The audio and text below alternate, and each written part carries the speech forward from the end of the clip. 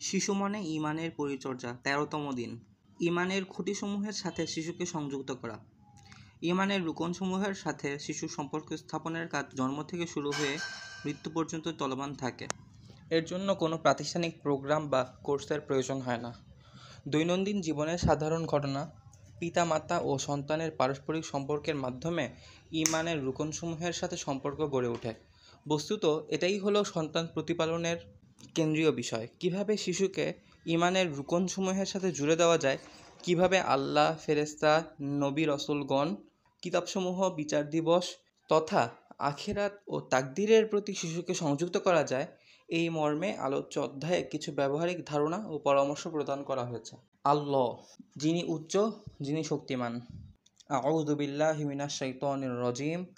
হুয়াল্লাহুল্লাযী লা ইলাহা ইল্লাহু আলিমুল গায়বি ওয়াশ শাহাদাতি হুয়ার রহমানুর রহিম। হুয়াল্লাহুল্লাযী লা ইলাহা ইল্লাহু আল মালিকুল কুদ্দুসুস সালামুল মুমিনুল মুহাইমিনুল আজিজুল জাব্বারুল মুতাকাব্বির। সুবহানাল্লাহি আম্মা ইউশরিকুন। হুয়াল্লাহুল খালিকুল বারিউল মুসাউবিরু লাহুল আসমাউল হুসনা ইউসাব্বিহু লাহু মা ফিস সামাওয়াতি ওয়াল আরদ ওয়া হুয়াল আজিজুল হাকীম। অর্থ: তিনি আল্লাহ তাআলা, তিনি ব্যতীত কোনো ইলাহ নেই, তিনি দৃশ্য ও অদৃশ্যকে জানেন, তিনি পরম দয়ালু, অসীম দাতা। তিনি আল্লাহ, তিনি ব্যতীত সার্বভৌম সত্তা নেই, আল্লাহই সেই মহান সত্তা যিনি ছাড়া কোনো ইলাহ নেই। তিনি মহান অধিপতি, অতি পবিত্র, পূর্ণাঙ্গ শান্তিদাতা, নিরাপত্তা দানকারী, হেফাজতকারী, সবার উপর বিজয়ী, মহাপ্রতাপশালী, অতি মহিমান্বিত। আল্লাহ সেই সব শিরক থেকে পবিত্র যা লোকেরা করে থাকে। তিনিই আল্লাহ, যিনি মহান সৃষ্টিকর্তা, মহা উদ্ভাবক এবং সেই অনুপাতে রূপদানকারী। উত্তম নামসমূহ তারই। আসমান ও জমিনের সবকিছু তার তাসবিহ বর্ণনা করে চলেছে। তিনি পরাক্রমশালী ও মহাজ্ঞানী। সূরা হাশর আয়াত 22-24। আল্লাহর উপর ঈমান। ঈমান ও আমলের সবচেয়ে মৌলিক বিষয় আল্লাহর উপরে বিশ্বাস। এটা ঈমানের সবচেয়ে জরুরি উপাদান। এটা ইসলামের কেন্দ্রবিন্দু এবং কোরআন এর সারনির্যাস। এই বিশ্বাসের চতুর্পাশে ইসলামী আকীদার সকল বিষয় আবর্তিত হয়। সব কিছুই আল্লাহর উপরে ঈমানের সাথে সম্পর্কযুক্ত। যদি কেউ ঈমান দৃঢ়তা অর্জন করতে চায়, তবে আল্লাহর উপরে পূর্ণাঙ্গ ও সঠিক বিশ্বাস থাকতে হবে। এরপর অন্যান্য সহযোগী মৌলিক বিষয়ের উপরে ঈমান থাকতে হবে, অন্যথায় ঈমানের দাবি ও ইবাদত নিষ্ফল। আল্লাহর উপর ঈমানের গুরুত্ব কোরআনে সুস্পষ্টভাবে উল্লেখিত আছে। বস্তুত সমস্ত কোরআন জুড়েই আল্লাহর উপর ঈমানের আলোচনা রয়েছে। আল্লাহর গুণবাচক নাম ও বৈশিষ্ট্যসমূহ কোরআনে 10,062 বার উল্লেখ করা হয়েছে। গড়ে কোরআনের প্রত্যেক পৃষ্ঠায় 20 বার আল্লাহর নাম উল্লেখ করা আছে। কোরআনে সরাসরি আল্লাহর নাম, সত্তাগত বৈশিষ্ট্য এবং কাজের আলোচনা আছে। শিরক বর্জন করে এককভাবে আল্লাহর ইবাদতের জন্য মানুষদেরকে আহ্বান করা হয়েছে। তার আনুগত্যের আদেশ ও অবাধ্যতার ব্যাপারে নিষেধ করা হয়েছে। আর উল্লেখিত হয়েছে ঈমানদার ব্যক্তিদের বিভিন্ন ঘটনা ও তাদের চারিত্রিক বৈশিষ্ট্যসমূহ। দুনিয়াতে তাদের সম্মান এবং আখিরাতে সংরক্ষিত পুরস্কারের কথাও উল্লেখিত আছে। এভাবে কাফেরদের কঠিন পরিণতি, দুনিয়ার লাঞ্ছনা ও আখিরাতে অপেক্ষমান শাস্তির আলোচনা বর্ণিত হয়েছে। ঈমানের কেন্দ্র হলো তাওহীদ তথা আল্লাহর একত্ববাদে বিশ্বাস করা। ইসলামের ভিত্তি হলো তাওহীদ অনুধাবন করা এবং আমলের মাধ্যমে তা বাস্তবায়ন করা। তবে ইসলামের মৌলিক বিষয় হলো লা ইলাহা ইল্লাল্লাহ এর সাক্ষ্য প্রদান করা। প্রত্যেক জাতিগোষ্ঠীর কাছে তাওহীদের বার্তা দিয়ে রসুল প্রেরণ করা হয়েছে।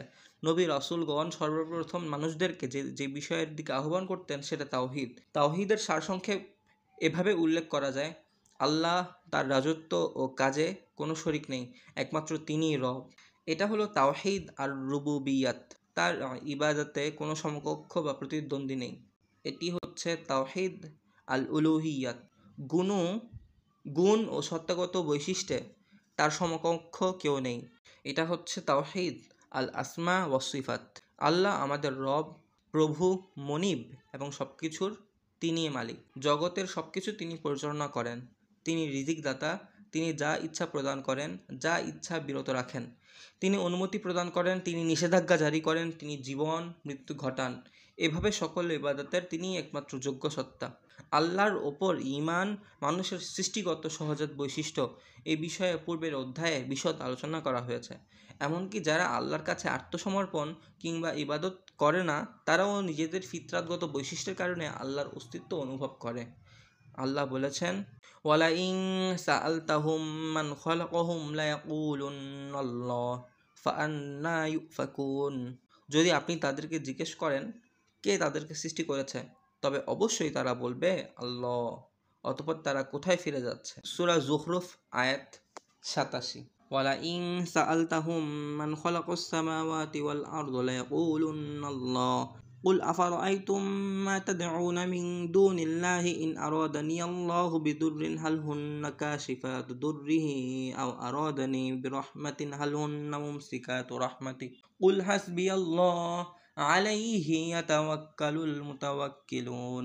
যদি আপনি তাদেরকে জিজ্ঞাসা করেন আসমান ও জমিন কে সৃষ্টি করেছে, তারা অবশ্যই বলবে আল্লাহ। বলুন, তোমরা ভেবে দেখেছো কি, যদি আল্লাহ আমার অনিষ্ট করার ইচ্ছা করেন তবে তোমরা আল্লাহ ব্যতীত যাদেরকে ডাকো তারা কি সেই অনিষ্ট দূর করতে পারবে? অথবা তিনি আমার প্রতি রহমত করার ইচ্ছা করলে তারা কি সেই রহমত রোধ করতে পারবে? বলুন, আমার পক্ষে আল্লাহই যথেষ্ট। ভরসাকারীরা তারই উপর ভরসা করে। সূরা জুমার আয়াত 38। কুল লিমানিল আরদু ওয়া মান ফিহা ইন কুনতুম তা'লামুন সায়াকুলুনা লিল্লাহ কুল আফালা তাযাক্কারুন কুল মান রাব্বুস সামাওয়াতিস সাব'i ওয়া রাব্বুল আরশিল আযীম সায়াকুলুনা লিল্লাহ কুল আফালা তাত্তাকুন قل من بيده ملكوت كل شيء وهو يجير ولا يجار عليه إن كنتم تعلمون سيقولون لله قل فأنا تسحرون। তাদেরকে জিজ্ঞাসা করো, যদি তোমরা জানো তাহলে বলো, এই পৃথিবী এবং এর মধ্যে যারা বাস করে তারা কারা, তারা কার? তারা নিশ্চয়ই বলবে আল্লাহর। বলো, তাহলে তোমরা সচেতন হচ্ছ না কেন? তাদেরকে জিজ্ঞাসা করো 7 আসমান ও মহান আরশের অধিপতিকে, তারা নিশ্চয়ই বলবে আল্লাহ। বলো, তাহলে তোমরা ভয় করো না কেন? তাদেরকে জিজ্ঞাসা করো, বলো, যদি তোমরা জেনে থাকো কার কর্তৃত্ব চলছে প্রত্যেকটি জিনিসের উপর, আর কে তিনি যিনি আশ্রয় দেন এবং তার মোকাবেলায় কেউ আশ্রয় দিতে পারে না, তারা নিশ্চয়ই বলবে এই বিষয়টি আল্লাহরই জন্য নির্ধারিত। বলো, তাহলে তোমরা বিভ্রান্ত হচ্ছ কোথা থেকে? সূরা মুমিনুন আয়াত 84 থেকে 89। মানুষ যখন দুঃখে, কষ্টে, বিপদে আপদে পতিত হয়, সাহায্য প্রার্থী হয়, তখন স্বাভাবিকভাবেই আল্লাহর কাছে আবেদন করে। তিনি আমাদের রব, তিনি সৃষ্টিকর্তা। তিনি বলেছেন, ফাইদা মাসাল ইনসানা দুররুন দাআনা সুম্মা ইযা খাওয়ালনাহু নি'মাতাম মিন্না ক্বালা ইন্নামা উতিতুহু আলা ইলম বাল হিয়া ফিতনাতুন ওয়ালাকিন্না আকসারাহুম লা ইয়ালামুন। মানুষকে যখন দুঃখ কষ্ট স্পর্শ করে তখন সে আমাকে ডাকতে শুরু করে। এরপর আমি যখন তাকে আমার পক্ষ থেকে নেয়ামত দান করি তখন সে বলে, এসব তো আমার জ্ঞান বুদ্ধির জেরে আমি লাভ করেছি। না, বরং এটাই হচ্ছে পরীক্ষা। কিন্তু তাদের অধিকাংশ লোকই জানে না। সূরা জুমার আয়াত 49। ফাইদা মাসাল ইনসানা দুররুন দাআ রাব্বাহু মুনিবান ইলাইহি সুম্মা ইযা খাওয়ালাহু নি'মাতাম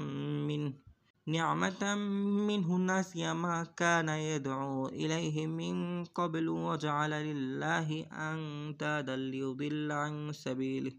মানুষের উপর যখন কোনো বিপদ আসে তখন সে তার রবের দিকে ফিরে যায় এবং তাকে ডাকে, কিন্তু যখন তার রব তাকে নিয়ামত দান করেন তখন সে ইতোপূর্বে যে বিপদে পড়ে তাকে ডাকছিল তা ভুলে যায় এবং অন্যদেরকে আল্লাহর সময়কক্ষ মনে করতে থাকে, যাতে আল্লাহর পথ থেকে তারা গোমরাহ করে। সূরা জুমার আয়াত 8। ওয়া ইযা আনআমনা আলাল ইনসানি আ'রাদা ওয়া নাআ বিজানিবিহি ওয়া ইযা মাসসাহুশ শাররু ফাযু দুআইন আরিদ। আমি যখন মানুষকে নেয়ামত দান করি তখন সে মুখ ফিরিয়ে নেয় এবং গর্বিত হয়ে ওঠে, কিন্তু যখনই কোনো অকল্যাণ তাকে স্পর্শ করে তখন লম্বা চওড়া দোয়া করতে শুরু করে। সূরা ফুসসিলাত আয়াত 51।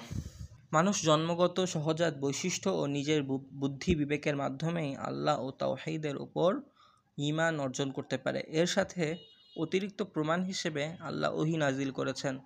বস্তুত আমাদের জীবনের প্রত্যেক মুহূর্তে আল্লাহকে প্রয়োজন। আল্লাহর ইবাদত ব্যতীত মানুষের আত্মিক ও আধ্যাত্মিক শূন্যতা পূরণের কোনো সুযোগ নেই। আল্লাহর সাথে শিশুদের পরিচয় করিয়ে দিন। শিশুকে আল্লাহর সাথে জুড়ে দেওয়া একটি গুরুত্বপূর্ণ এবং চলমান প্রক্রিয়া। এর শুরু শিশুর জন্ম মুহূর্ত থেকে। দুনিয়াতে আগমন করে সর্বপ্রথম শিশু শুনতে পায় আল্লাহু আকবার। শিশুর ডান কানে আজানের ধ্বনি প্রদান করা পিতার দায়িত্ব। যখন শিশু বড় হতে থাকে তখন যেন সে বাড়িতে নিয়মিত কোরআন তেলাওয়াতের মাধ্যমে আল্লাহর কালাম শুনতে পারে। সালাত, দোয়া এবং জিকির আজকার ও দৈনন্দিন কথাবার্তায় তাকে আল্লাহর নাম শোনাতে হবে। শিশুকে শেখাতে হবে যেন সে আল্লাহকে ভালোবাসে এবং তার অসন্তুষ্টি ও শাস্তিকে ভয় করে। ভালোবাসা যেন ভয় থেকে বেশি হয়। শিশুর মধ্যে আল্লাহর অনুগত হবার আকাঙ্ক্ষা জাগিয়ে দিতে হবে।